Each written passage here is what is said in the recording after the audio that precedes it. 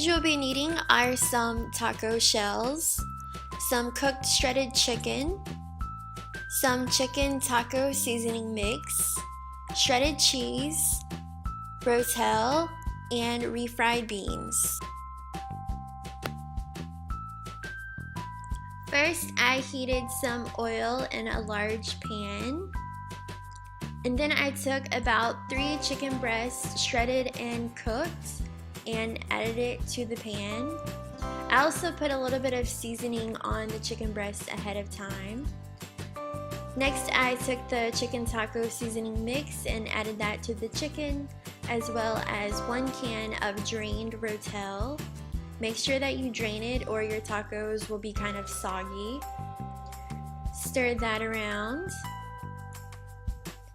And then I added our can of refried beans.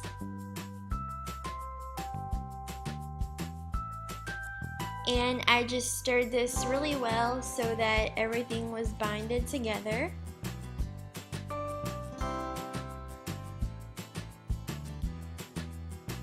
And here is the chicken taco mixture.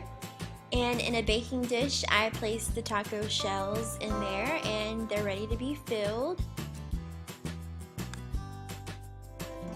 So just using a regular spoon, I put some of the chicken taco mixture into each of the taco shells, and I managed to get about 8 tacos, but you could definitely add a little bit less of the chicken taco mixture to make more tacos. And then after that, I put some shredded cheese on each of the tacos.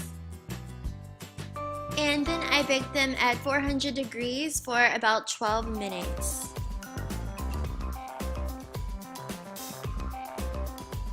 Alright guys, so here are the oven baked chicken tacos straight out of the oven.